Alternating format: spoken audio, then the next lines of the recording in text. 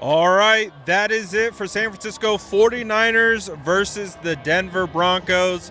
The 49ers fall 30-9 in a very meaningless preseason game, so nothing too crazy. But there were some standouts, some things also that weren't so great. Let's talk about the good before we get to the bad.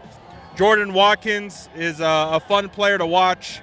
Really cool to see him out there really taking strides. And we saw that in the last couple days of 49ers training camp, especially heading into joint practice. Jordan Watkins continues to take strides, and it's been really awesome to see. So Jordan Watkins had that really nice play down the left sideline to Mac Jones, or from Mac Jones. And it was also pretty interesting.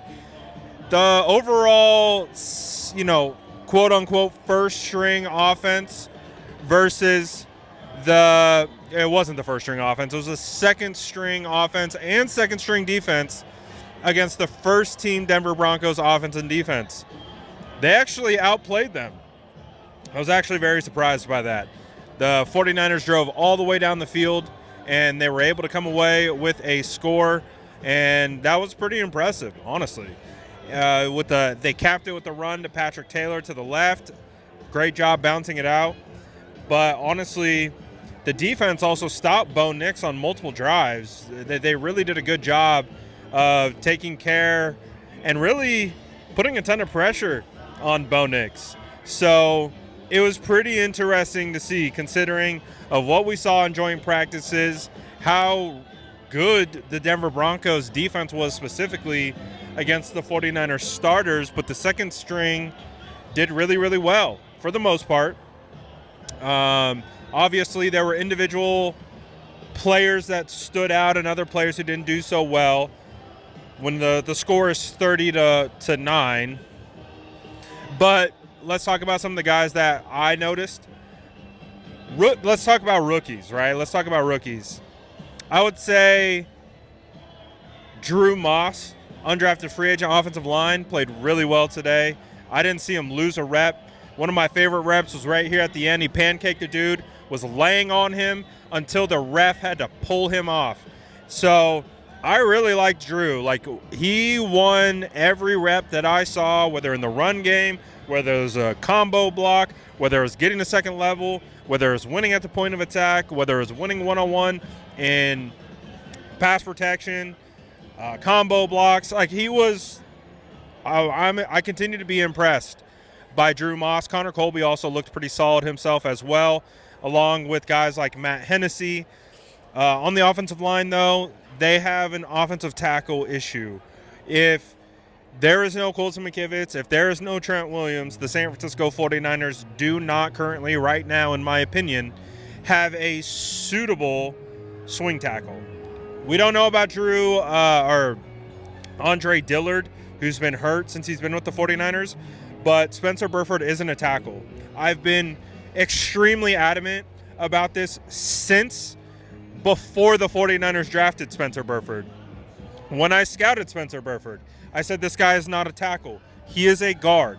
Even though he did play tackle in college, his skill set is best suited for guard. He is not a guy who can play in space. Not a fan of it. I've had these arguments on Twitter for years. Oh, Burford should be playing tackle. That's a spot. No, it's not his spot. He is a guard. Anyways, we'll see. We'll see how that continues to progress and how that continues to go moving forward.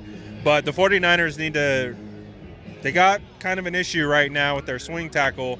So we'll see how that situation progresses moving forward. I thought Marquise Siegel, the 6th-round draft pick safety, was really solid today. Obviously, he left with an injury, but before he left with the injury, he was all over the field. I think he led the team in tackles.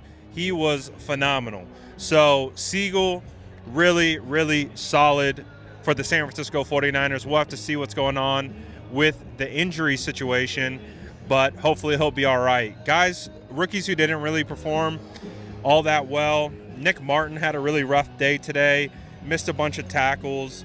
He had one or two good plays, but other than that, Really a struggle for Nick Martin on the day. I'm trying to think of some other players that the 49ers were showcasing out there.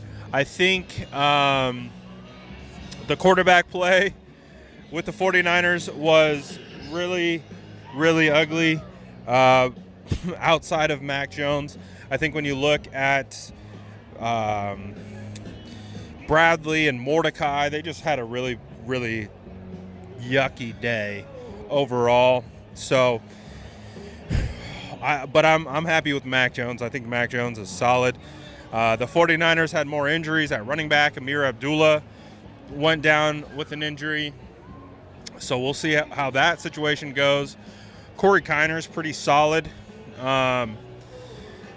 But overall, you know, when you look at the rookies too, CJ West, I think, showed some promise as a run stopper. I got to see with Alfred Collins. Again, it's really hard to diagnose the trenches from this particular standpoint. But that's a guy that I'm going to be looking forward to watching and seeing. Overall, I was very pleased with the first unit that was on the field. That offense, that defense were pretty solid. Chase Lucas, I thought, had a pretty solid day today. I think Trey Brown is falling down the depth chart. So we'll see what's going on there. D. Winters is clearly going to be locked in as a starter for the San Francisco 49ers at linebacker. But it is just preseason week 1, or there's 2 more preseason games left, 1 more joint practice with the Raiders. We'll see what ultimately happens and what comes from everything. But guys like Sebastian Valdez, he might be making a real push for a roster spot. Even guys like Bradley Anae, now he had a couple good plays. He forced a sack into Kalia Davis.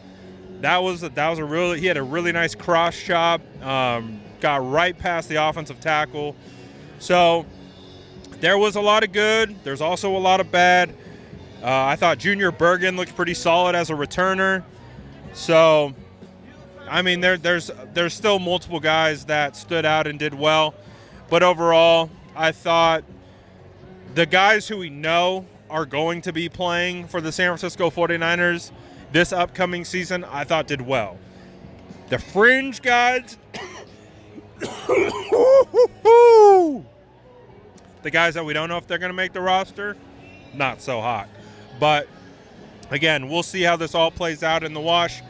You guys let me know who was the player that stood out the most to you, which was the player that maybe disappointed the most for you. Let me know in the comments below, and as always, make sure to like and subscribe for more updates.